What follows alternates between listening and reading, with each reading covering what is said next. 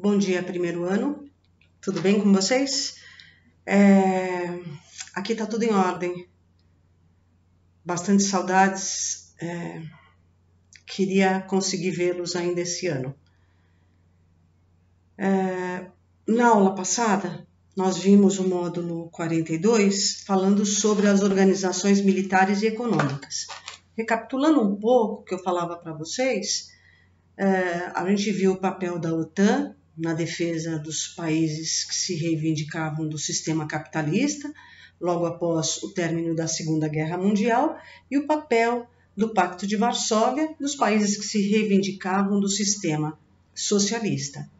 A gente viu as organizações econômicas que se formaram na Europa, como o Benelux, como a Comunidade Econômica do Carvão e do Aço, como o Mercado Comum Europeu, culminando depois, na União Europeia. A gente vai falar um pouquinho neste módulo 43 da União Europeia e a criação do euro, certo?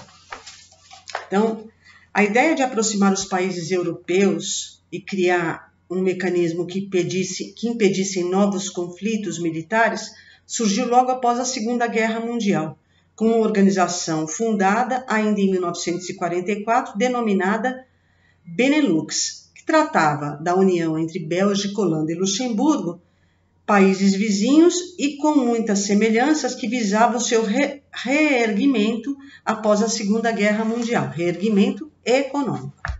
O senso comum da Europa pós-guerra, com a ameaça comunista, tornava imperiosa a reintegração da Alemanha ao resto do continente. Assim foi criada em 1952 a Comunidade Europeia do Carvão e do Aço, que reunia a Bélgica, Holanda, Luxemburgo, mais França, Itália, Alemanha Ocidental.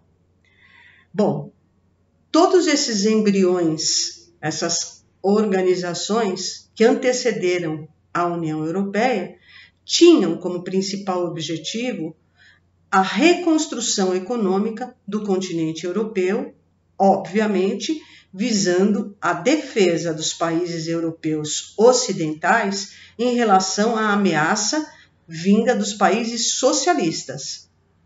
O mesmo aconteceu no mundo socialista, não pensando em união econômica, mas pensando sim em organização militar para se defender de um possível ataque dos países que se reivindicavam do sistema capitalista.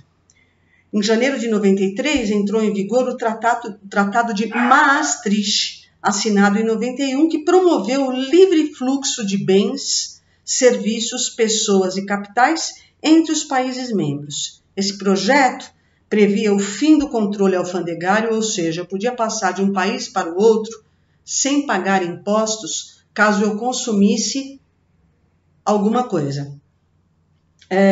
E o passaporte na fronteira sem ter controle de passaporte nas fronteiras. É certo que a implantação da União Europeia enfrentou dificuldades, afinal, costumes arraigados não se mudam da noite para o dia. Lógico, gente? Cada país tem sua cultura, seu costume, é diferente. A aceitação dos princípios de livre circulação e principalmente a adoção de uma moeda única implicaram certa perda de autonomia fiscal e monetária, pois o euro passou a ser controlado por um banco central fora do território nacional, localizado na Alemanha. Então, tinha um banco central da União Europeia, dos países que possuíam o euro, ok? Por outro lado, as vantagens são maiores, pois a inflação é controlada e desaparecem as perdas causadas pelo câmbio. Mesmo os países que ainda não entraram na organização tentam se aproximar e adotar políticas comuns, como é o caso da Croácia, que já adota o euro. Assim, mesmo com alguns percalços, dificuldades, a União Europeia segue firme em sua integração e em sua caminhada para englobar os países do leste europeu, que ainda muitos não estão na União Europeia. O euro surge como uma moeda forte, fazendo frente ao dólar americano. De fato, o euro vale mais do que o dólar americano. A União Europeia a União Monetária, em 1995, foi assinado o Tratado de Amsterdã, que estabelecia os critérios para o funcionamento da futura moeda. Inflação controlada, moeda nacional estável e um gasto governamental não maior que 3% do PIB. Legal?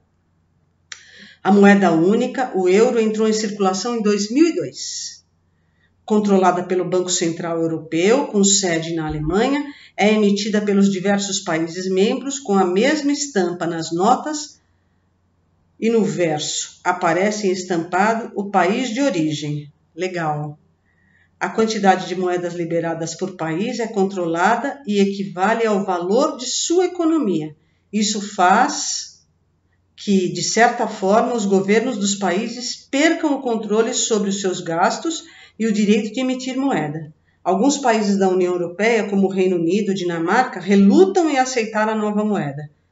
Tanto é que o Reino Unido pediu para sair e saiu, né? Através de um plebiscito, o Brexit. Uma vez em uso, o euro tem se equiparado ao dólar, sofrendo, porém, variações relacionadas às flutuações das economias locais e internacionais. No final de 2000, os 15 membros da União Europeia, reunidos em Nice, na França, discutiram a expansão da organização, ou seja, trazer mais países para a União Europeia. Em decisão tomada em meados de 2003, os membros da União Europeia resolveram admitir para maio de 2004 a entrada de 10 novos membros: Letônia, Estônia, Lituânia, Polônia, República Tcheca, Eslováquia, Hungria, Eslovênia, Chipre e Malta. A partir de 2008, os membros da União Europeia passaram a enfrentar as consequências da crise financeira e imobiliária deflagrada nos Estados Unidos. É uma crise profunda que os Estados Unidos passou em 2008. A falência de alguns bancos norte-americanos acabou se refletindo em bancos europeus, que também haviam investido na especulação financeira norte-americana. Tá? A situação de insolvência de alguns bancos nacionais da Grécia, Espanha e Portugal, Irlanda e Itália, obrigou seus governos a utilizarem pesados aportes, muito dinheiro, exaurindo os tesouros nacionais. A essa situação se adicionaram os pesados gastos efetuados pelos países em políticas de bem-estar social, como aposentadoria, saúde, educação, e o inchaço da máquina governamental, levando alguns países como a Grécia, Portugal e Irlanda a constituírem uma dívida maior que a somatória do PIB. Então, o que aconteceu? O governo teve que investir mais em bem-estar, seguro-desemprego, enfim, ajuda para as pessoas que ficaram desempregadas, aumento de aposentadorias, socorro a empresas que estavam quebrando, né? E isso fez com que o euro sentisse uma certa desvalorização. A crise em 2008 se intensificou, já que países devedores do Banco Central Europeu tiveram que pedir mais dinheiro emprestado para o Banco Central Europeu com sede na Alemanha. Principalmente a Grécia continuavam com dificuldades em cumprir suas obrigações, arrastando consigo diversos bancos que neles fizeram investimentos em papéis. A crise começou a ameaçar a existência do euro, já que uma possível falência da Grécia, ou seja, a impossibilidade de pagar dívidas junto ao Banco Central Europeu, ameaçaria sua existência. Dessa maneira, a provável discussão sobre a admissão de novos membros, como a Turquia e a Macedônia, a Sérvia e a Albânia, ficaram indefinidamente postergados. Então, quer dizer, em 2011, a discussão da entrada de novos membros, ficou parada. Vamos deixar para depois, a entrada desses países. Em 2012, um plebiscito feito na Croácia aprovou a entrada do país na União Europeia, que entra em 2013. O país entrou como um membro efetivo em 1º de julho de 2013.